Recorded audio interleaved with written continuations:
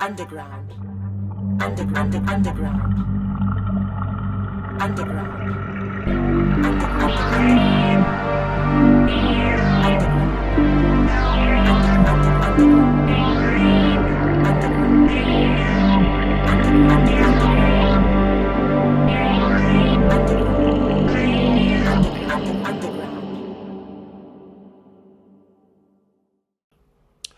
Greetings, surface dwellers. My name is Michael, and these are my chthonic musings. I've had this channel for a while, and I've decided to use it actively to document some of my ideas and opinions about tabletop role-playing games as short videos and release them into the wild for what it's worth. And so, gosh darn it, I'm going to make these videos like I've never made them before, because, well, I've never made them before. And what better place to start than at the beginning? How did I get into tabletop role-playing? This is my never-before-told origin story. I hope you enjoy it.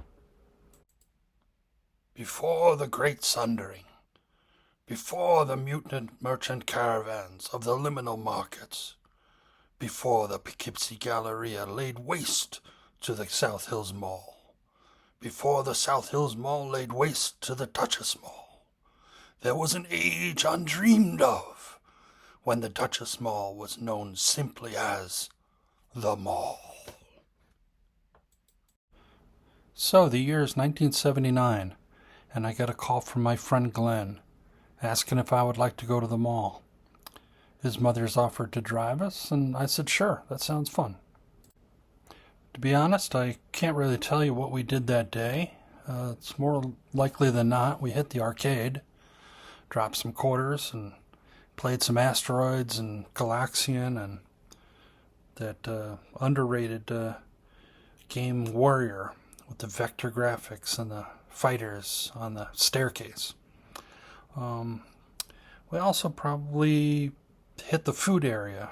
Not sure I could call it a food court yet, but they did have some food places in the mall. Maybe we picked up some Orange Julius's and Mexidogs. One thing I can say for certain, though, is that we hit the Walden books and came across an interesting little game called Dungeons and Dragons, the basic set. Glenn and I each had a few games from Avalon Hill, what they called bookcase games at the time. This Dungeons and Dragons gave off more of a vibe of those types of games like Shakespeare and Squad Leader, Feudal, and Dune than, let's say, your standard Parker Brothers or Milton Bradley game. So Glenn bought the game, and excited with the purchase, we headed back to the Volare and headed on home to our hometown. On the drive home, in the back seat, we opened up the game and were a little surprised and disappointed, I'd say, at the time. The box had 2 booklets, rule set, and what looked to us like another set of rules, which was actually the module, the adventure, if you will. B1, In Search of the Unknown. And it had some, luckily at the time, some people didn't even get the dice, but this one had the weird, different shape, different colored dice. The reason we were concerned, though, is most other games at the time had more components to it. So we were looking at this thing saying, like, it looks like there's something missing. Where's the cardboard counters for this thing? Where's the map? What are we playing with? What are we playing on? So it didn't really kind of make sense at the time. So anyhow, we headed back home, and it was a little while before Glenn gave me a call I don't know if it was days, a week, or what have you, but he had figured out that no, this was actually the entire game. This is what was supposed to be in that box, and that this game was a little bit different than what we had encountered in the past. He had figured out what we needed to do, and asked if I was up to making a character for this game and giving it a shot. I ended up rolling up a magic user, which is what they called the arcane spellcasters at the time. And I believe his name was Arian. And we got things rolling. Since I was the only player, it was just Glenn and myself. He was the dungeon master. He arranged to set me up with some hirelings, which was part of the module. They had a whole section. It was actually a pretty good beginner module to kind of teach the dungeon master a bit of what to do and how to play the game. So with these other hirelings, with wacky names like Glendor the Fourth, Tredo, and Cracky the Hooded One, I entered the dungeon for the first time. We got mocked by some magic mouths telling us how we were going to die a horrible death or we should go home or something along the lines. And so it began. And yeah, we got roughed up a little bit, but luckily I wasn't in the front, so it was the hirelings that took the brunt, and we bravely ran away. And I'm sure we were soundly mocked on the way out by the same magic mouths.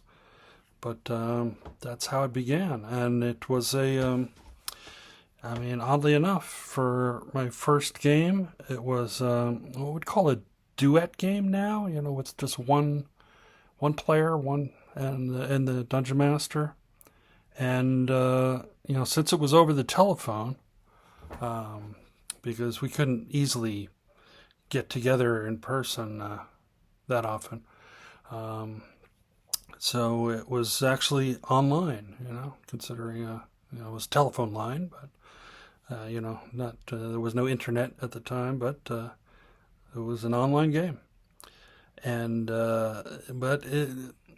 after maybe a session or two, of us doing this and making calls and playing on the telephone, that quickly came to an end, because at the time, telephones were a little bit different. People didn't have telephones.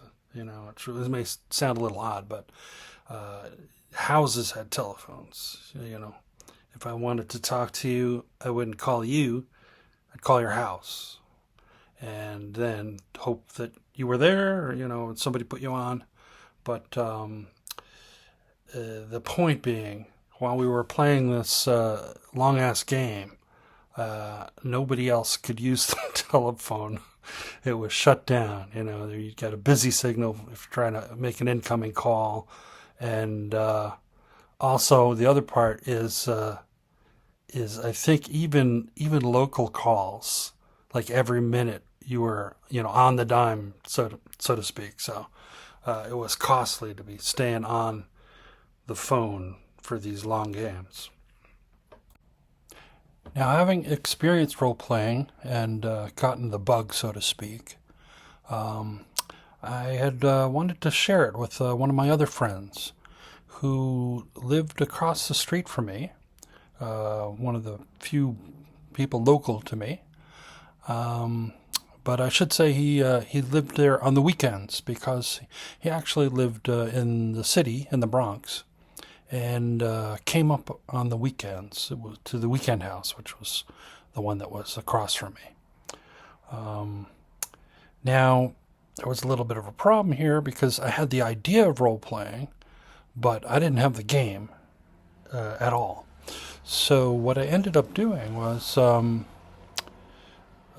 taking out a game of Clue with the board and the dice, the six-siders, two d6, and essentially recreating a game that was my version of the essence of what D&D was, which in some ways is one of the most D&D things to do. Now, I don't remember a lot of the specifics of that game, to tell you the truth, other than I remember my friend made a thief, so he played a thief. I probably did the same thing with the hirelings, gave him some assistance in his adventures, and repurpose most of the rooms. I think I probably kept the library as a library and the kitchen as a kitchen, and I know I kept the secret doors because that was fun, the secret passages, and other than that, other than we both had fun and it was a success, and was sharing the bug of role playing, and it was growing.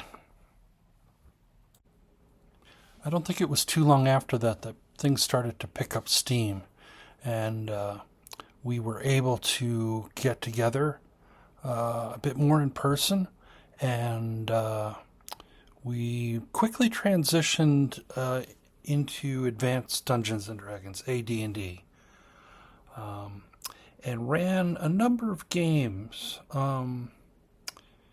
I don't think we had any long-term campaigns in the very beginning, but we would just like switch off, running sometimes just dungeon crawls. We'd call them monster motels, where we would just go in and it was quite random and bizarre at the beginning, just without necessarily trying to make things make sense. We were just moving along through various dungeons and traps and fun things and puzzles and killing monsters and taking their treasure. Also at this time, I was inviting other friends to come and play a sample game with us, see if they enjoyed it, and eventually converted a number of people, got them into integrated into our gaming group till we were, I would say, about 6 or 7, which was good. I should also step back a little bit and explain. I kind of had a little bit of a false start with my acquiring of the Player's Handbook for AD&D. I had it was something that I was looking for Christmas, end of '79, and so it was on my list.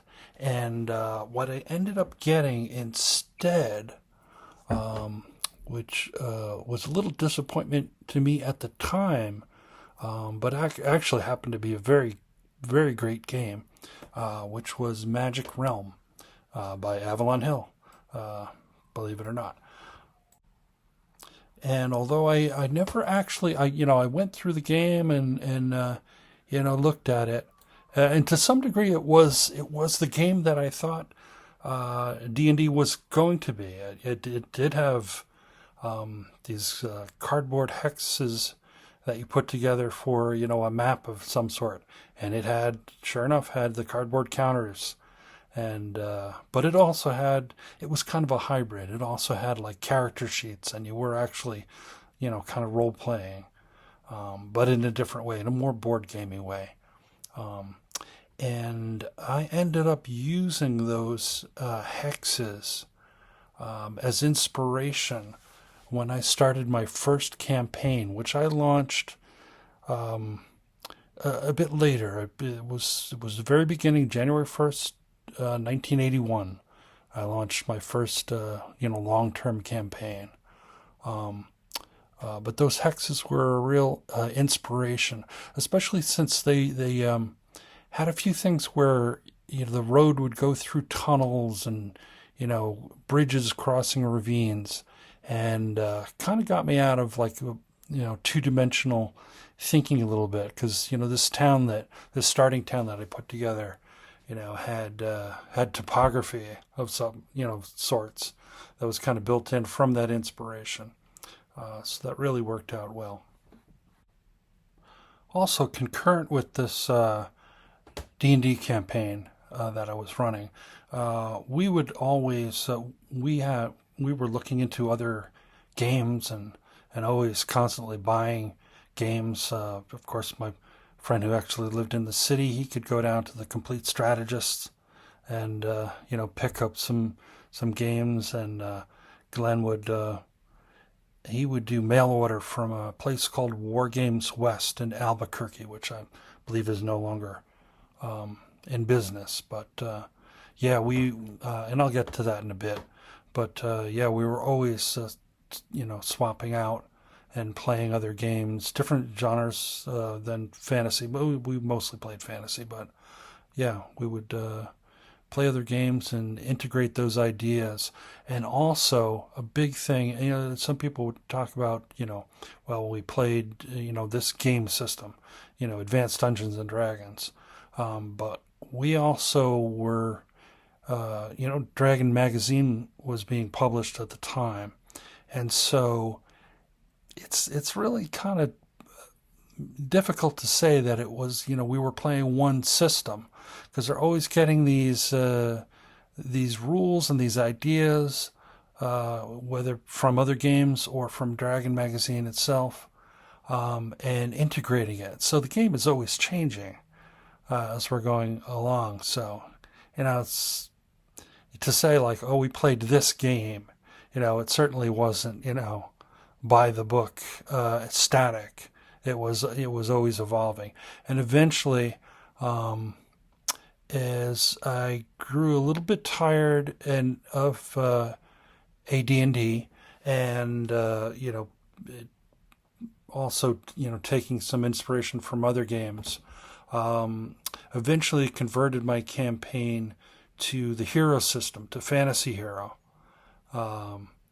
which was interesting. I can't say it was 100% success, because there were some issues as well. But but it was interesting making that conversion, and to see how much the game system itself dictates how your game plays out.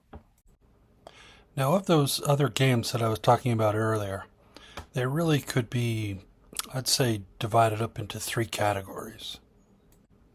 The first group would be the games that were purchased, and we all looked them over and got real excited about them. But maybe we made up characters, and that's about as far as we got. They didn't really manifest into full games.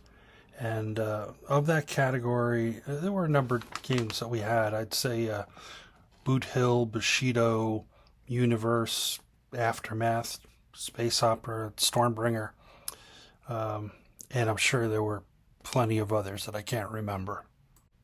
I could probably include Original Traveler in that group. I do remember making up a character, and I survived character generation, because that's a thing. You can perish during character generation.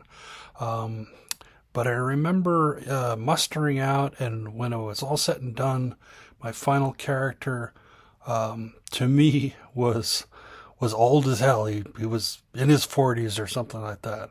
And looking back as a 60-year-old man, I could certainly play a 40-year-old something character now, but to my teenage self, that was like, you're starting your career with one foot in the grave, I think.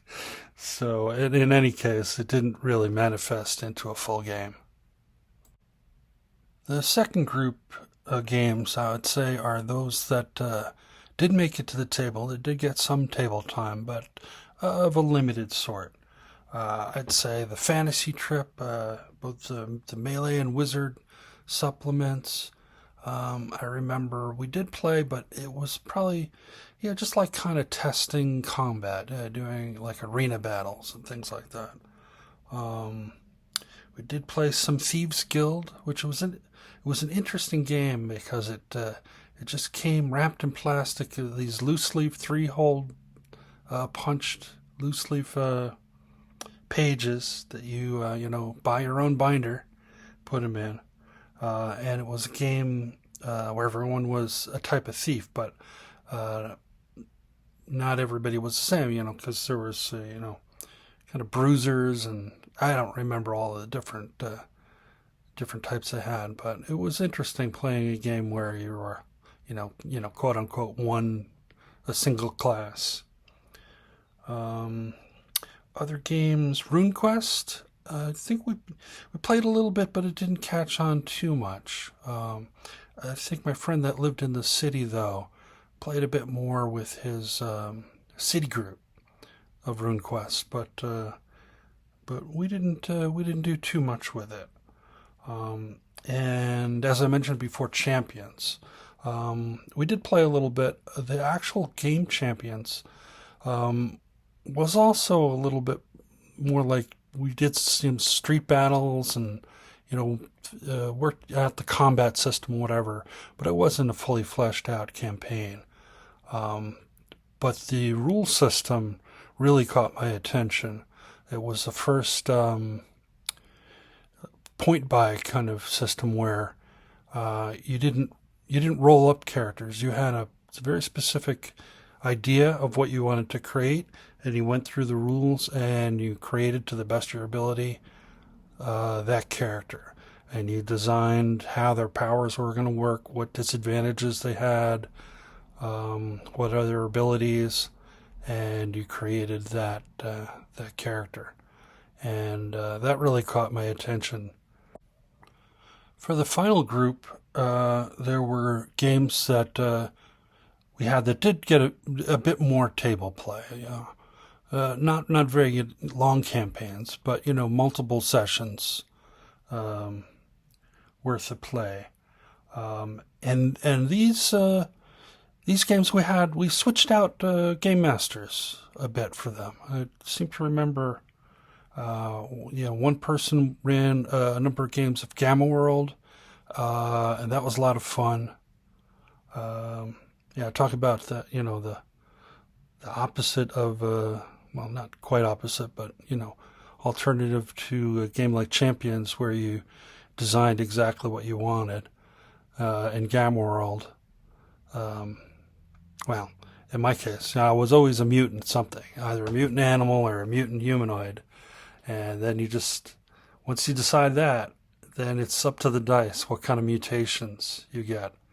And it was pretty wacky and fun. And I liked Gamma World a lot. What else? We also played Dragon Quest, which was an interesting game, a little bit meatier than D&D, and had all kinds of like aspects where you could be aligned to the lunar phases and such, and it also had a number of different races that you possibly could be, and some of them were shapeshifters, slash lycanthropes, kind of, and orcs and giants and some other things. But Dragon Quest had an interesting system of driving people towards being human, other than capping them at certain levels and things like that. Although it wasn't really a level-based system, they would have the races. If you chose to be something other than human, then there was a certain percentage that you could actually do that. And if I remember correctly, like the halflings and dwarves and elves were somewhere in the 20 to 35% chance. And you got to do this 3 times, up to 3 times, I should say. And if that didn't work out, you didn't make any of those rolls, then you were a human, and you could always choose to be human. So you could take your one shot to be a werebear of sorts, and if that didn't work out for you, and those percentages were pretty low, probably 5% at most. Um, and then you were a human. So we played a little bit of Dragon Quest, Star Frontiers. Another one. My friend's the only game that he game mastered was Star Frontiers, but it was a lot of fun, very wacky, and a friend that played up the Practical Joker Dralicites. I guess they eventually became plasmoids in current D&D, but yeah, he played that up quite a bit, and we had a lot of fun. And I remember I was a human mechanic, and the first thing I did was we had a vehicle that had enforced speed restrictions, so like it wouldn't you wouldn't drive or hover. I guess it probably was a hovercraft. More than 60 miles an hour or whatever. So first order of business was that has to be disabled and gotten around. What else? Star Wars. We played the D6 West End game Star Wars. That was a lot of fun. And got our own ship, and invariably, whenever we had a ship, we would throw our enemies into the airlock and space them, jettison them out into space. What else? Yeah. Worlds of Wonder, Chaosium's game. Another friend, college friend, ran a system of that, and that was pretty cool. That was the closest to like a Gonzo kind of game that I played in. It had all of the Worlds of Wonder had 3 books: Magic World, Super World, so like kind of a superhero inspired, and then I always get the space one, Future World. I think the space one was called Future World. So we had in the equipment all of your vibroblades and lasers and plasma rifles and such. So yeah, it became a mishmash of like the goblin wizards on their flying, floating islands, versus the pan-galactic Church of Truth with their power armored, kind of a stormtrooper, their Black Knights. What else? Oh, and the new neo-Nazis with their machine guns. They were always a favorite to take out. Although you didn't want to be necessarily on the other end of their machine guns, but if you played your cards right, you could take out those new neo-Nazis. By the end of the 80s and all throughout the 1990s, gaming had slowed down a bit for me. And when it did happen, it was typically a scheduled weekend where a bunch of friends that were now, kind of dispersed geographically for the most part, where we could get together, for like kind of a scheduled event for the weekend and do some marathon gaming, 10-hour sessions and the like. Over a course of a couple of days, and the game of choice that rose to the top was GURPS. We had a friend in the Albany area that would come down. Typically, he would game master for us. GURPS Fantasy, pretty much, and yeah, so it kind of solidified around that for the time being. And I also got a bunch of GURPS games, and although I got a bunch of supplements beyond what we were playing at the time, and had some grand plans of putting together a campaign with science fiction and psionic elements as well as magic and so forth. Um, that never came to the table. Um, Also, in the mid 1990s, 1994, my son was born. So that took a lot of attention, and long term gaming kind of got put on the side for a while. We were down to mostly pickup games of Magic the Gathering or so, because you never knew when the gaming would come to an abrupt end and have to be put on pause, and other needs of my son taken care of. And that's the way it went.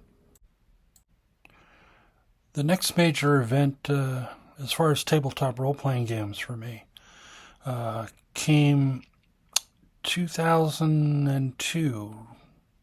I think it was June 2002, with the release of BioWare's Neverwinter Nights game, computer game. And our friend from Albany said that he was planning on converting over the existing GURPS campaign that we were running and move it over to that platform, because the Neverwinter Nights game could be played as a multiplayer option. You could play it as a solo campaign, and it was a fun enough game, but you could also play it multiplayer. And it was designed to have a feel of a pencil and paper game. It was done. The turns were kind of real time, so you would make a decision in the game, but it would execute each turn at, I think it was like the 6 second mark or something, and then you'd make the next decision, so that it would keep everything synchronized as if you were going.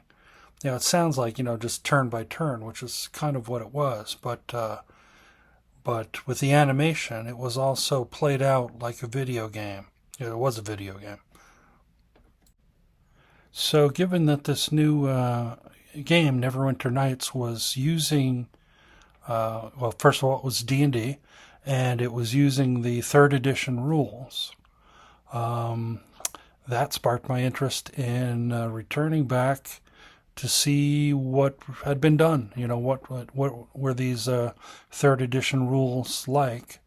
And I picked up a copy of the Player's Handbook and read through it, and I thought it was kind of interesting the way they had approached it. It was certainly a bit of a change from the first edition AD&D that I had left behind many years ago, and in some ways kind of in between kind of a GURPS game and the old D&D.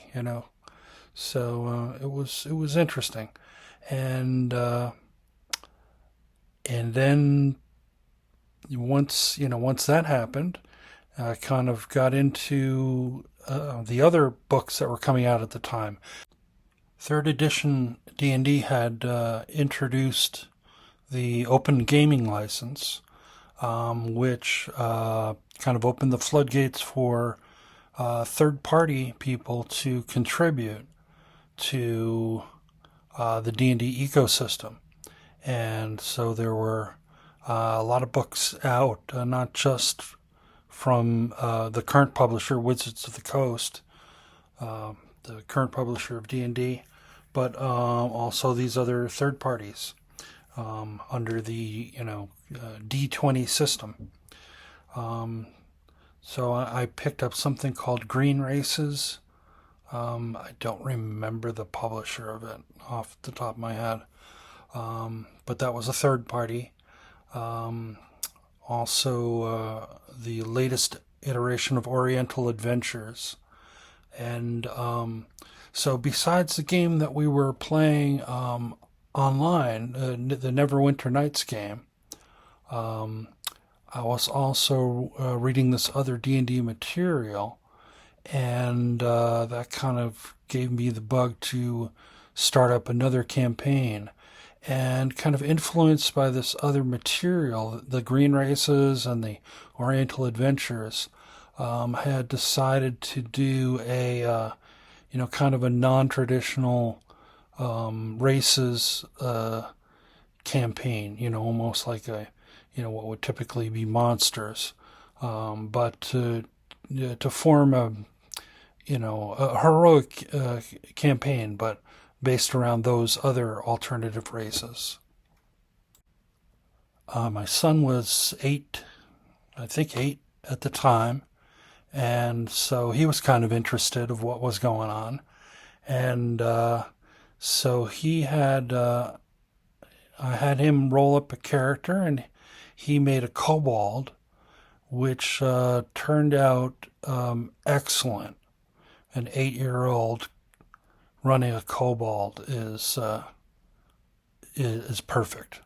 It works out perfectly, at least from my point of view. And so yeah, and I would feed him the lore about the draconic heritage, and the all the energies, and he rolled up a sorcerer. But of course, he wanted to do everything, So he ended up, multi-classing into a bit of rogue and becoming an arcane trickster in the end. But that worked out really well. And after running him solo for a while, I also, launched a campaign proper with 3 other people. Friends, my wife, and 2 friends and my wife, and it worked out for a while, and we ran that campaign for a number of years, and eventually switching from, well, not eventually, like pretty soon after that. I think 3.5 came out like the next year, July 2003, I think.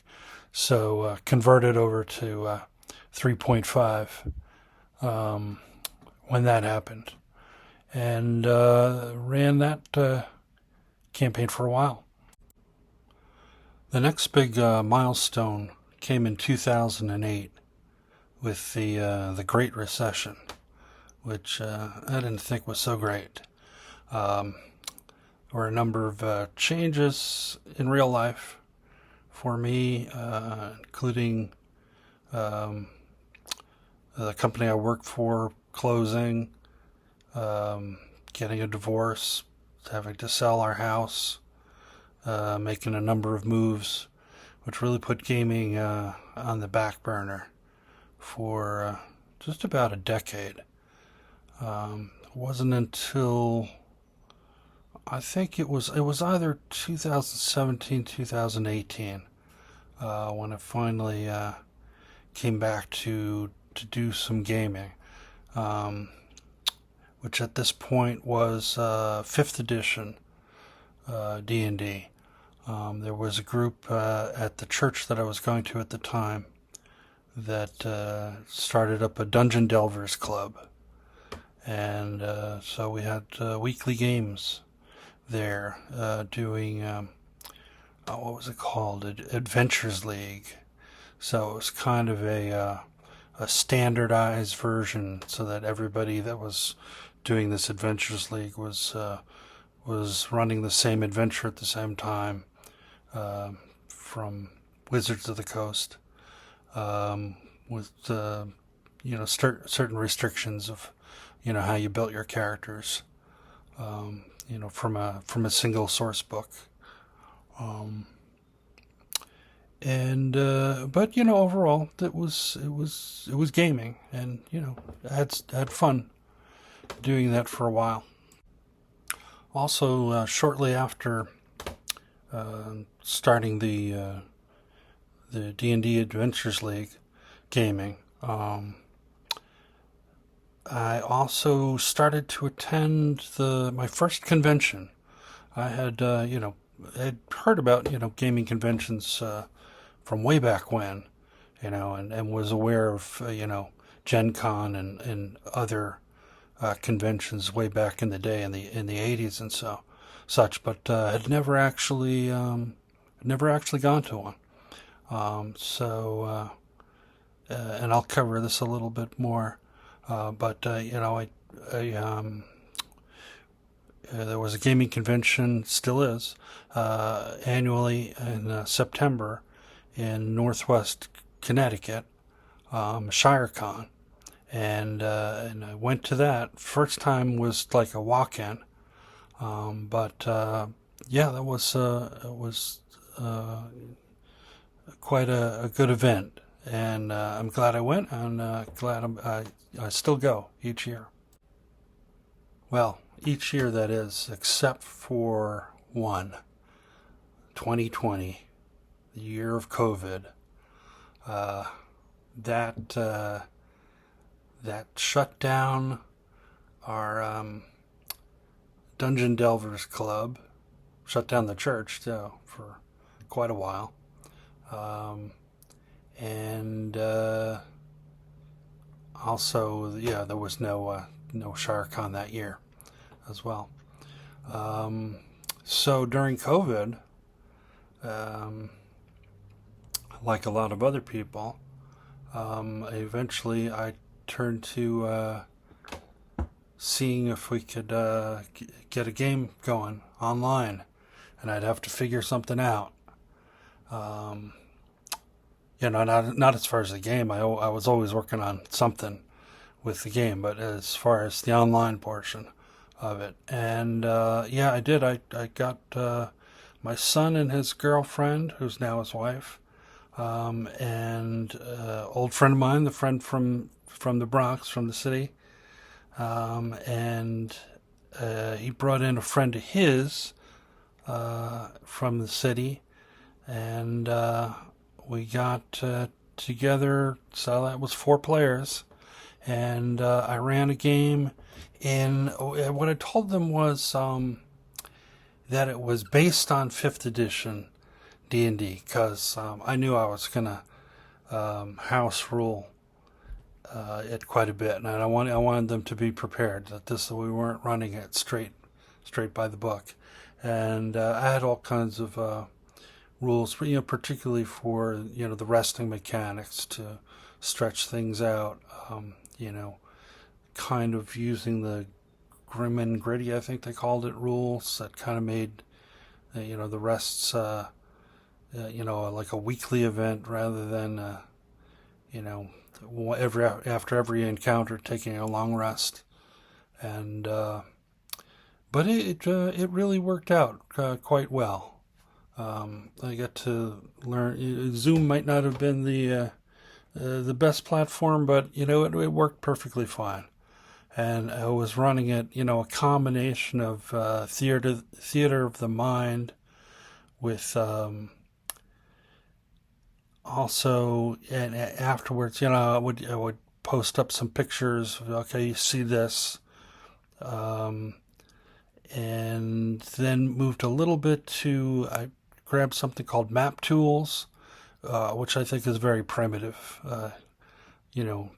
tabletop program, but it worked fine for what we were using it for.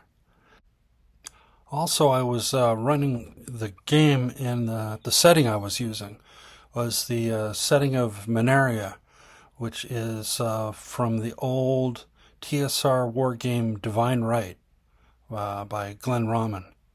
And it's an excellent setting. I don't normally run in other people's IP, other people's settings, but it's such a great setting. And actually, I'll return back to that. That's something that I'm still currently working on now. But that game ran for, I don't know, probably about 5 months, maybe 5 or 6 months, until a combination of scheduling issues as things started to, open back up. So, scheduling and also my wonky internet at the time didn't help things out either. But yeah, that came to a close. Also, around the same time, also did some online gaming with my original Dungeon Delvers group. I did some 5e gaming, and I honestly don't remember which adventure we ran. But I did that for a while, and also a gentleman called Aaron the Pedantic.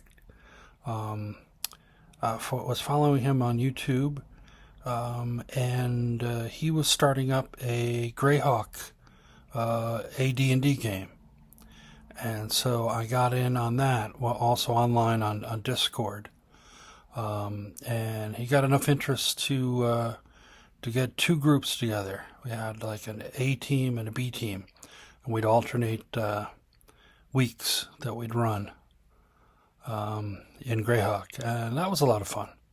And I don't remember exactly how long that ran. It ran for a while, at least a couple of months before that ended. Although I think Aaron had to bow out, but it may be the case that the games are still going. I think somebody else picked up the mantle, and there may well be to this day some other folks still running that Greyhawk game. But I kind of settled back into the planning and designing phase, looking to plan my next great launch of the next campaign. And I was looking around at different systems, particularly after the what's called the OGL controversy, and Wizards of the Coast really screwing things up left and right with all kinds of things. And I, like a number of people, got really disgusted with them. I still am, to be honest. But at that point, I was looking around at other games. So, got a couple at my local game store, including the Warhammer Fantasy Roleplay starter set, which I think I had a PDF of a version of that. But so I got the starter set for that, and I was also looking around. First game that I was looking at possibly running was Fantasy Age by Green Ronin, and they have something in the Age system called a stunt die. Their action resolution is like a 3d6, and one of the d6s is of a different color, so you can tell it apart. And I think it was like if you get at least two of the three dice have the same number on it, including the stunt die, but it doesn't have to be, then it generates stunt points. That resolution roll generates stunt points, and whatever is on the stunt die, those points get to be used for extra kind of actions. And that kind of seemed interesting, but as I got into it a little bit more and thought, I didn't bring it to the table, and I can't confirm this is actually the case, but it seemed to me that maybe that happening right in the middle of action resolution, and then having people like go shopping for stunts would be would really drag things out and really throw a wrench in the flow of the game. And like I said, I'm not entirely certain, but I kind of got a little hesitant at that. But as I was working through, and looking through that game system, there was a launch Kickstarter of the Dragonbane system. And the first thing that grabbed me on that is the art in the it's fantastic, the Dragonbane art. So I got on board the Kickstarter, and as well as the Shadow Dark Kickstarter, which I'm not sure exactly what the timing was between the two of them, but it was within a couple of months, I believe, of one or the other. And since then have gotten a couple of other games that I like to really go through and take a look at. Well, I have them, so, but I mean, you really go through and analyze the Index Card RPG system, which has a lot of great ideas, and even just for like concepts for how to GM a game, how to run the game. Fantastic information and ideas in there, and as well as Tales of Argosa, which is like the second edition of Low Fantasy Gaming. And I have the a PDF of the first edition Low Fantasy Gaming, which was kind of interesting, but for whatever reason, it didn't really grab me the way the Tales of Argosa. And maybe that's just because I happened to decide to get the hardcover version of Tales of Argosa, or it's just that much difference in the two versions. But yeah, that's a really interesting game, and I really want to bring a couple of sessions of that to the table as well. But mostly, I kind of settled on Dragonbane when I finally when I did get the PDF and then eventually the box core set. They really did. Freely did a fantastic job with that game as a beginning game for people, and also for my purposes. I think I could really use that system and return back to the setting of Mineria, and really put together a fantastic game. Going back to gaming conventions, specifically role-playing game conventions, they are currently my only source of in-person gaming, and I'm certainly grateful for that opportunity to be able to do in-person gaming. But I would also like to expand upon that and be able to have a longer term campaign with a group of people in person. So that's something I'm working on. But for the gaming conventions, it's great for being able to to meet people and to network, and also see the vendors that are brought in. That's all fantastic stuff. And also to be able to play a series of other games and to try things out. And for the games that I've played at ShireCon, I've had the opportunity to be able to play a little bit of Zweihander and Hyperborea. Also played Rob Connolly's Majestic Fantasy. He DM'd a session one year that I was able to participate in. and games like Gangbusters, some non-fantasy, uh, as well as some AD&D sessions uh, that I participated in as well. And that's all fantastic stuff.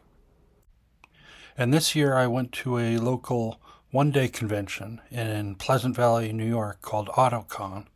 And that was a lot of fun as well. I got to play in a Shadow Dark game with DM Bloodworth GMing. And also the organizer of the con, Fred, ran us through a dungeon crawl in Beckme. So that was a fun day. And finally, bringing us current to my current gaming endeavors. Um, Besides trying to bring some games to the table at my local gaming store, which has some nice rooms that can be rented for private gaming. Um, Besides that, I am also going to be running a game at this year's ShireCon using Dragonbane for the rule system, and it'll be set in Minaria, but the adventure itself only touches briefly. It's set in Shukazum, the desert kingdom, and it should be real interesting. I think I've got enough experience watching, the masters doing their thing at the other conventions that I'm pretty sure I can. Well, I know I can pull it off, and hopefully it'll be a really good game that people enjoy. Um, and that brings us current. There you have it. I intend for future videos to be a bit shorter and focused on a very specific topic in tabletop role playing games, something, a mechanic, an idea, a technique, an opinion. Um, so, yeah, until I resurface again, um, may your successes be many and your failures be memorable. Thank you.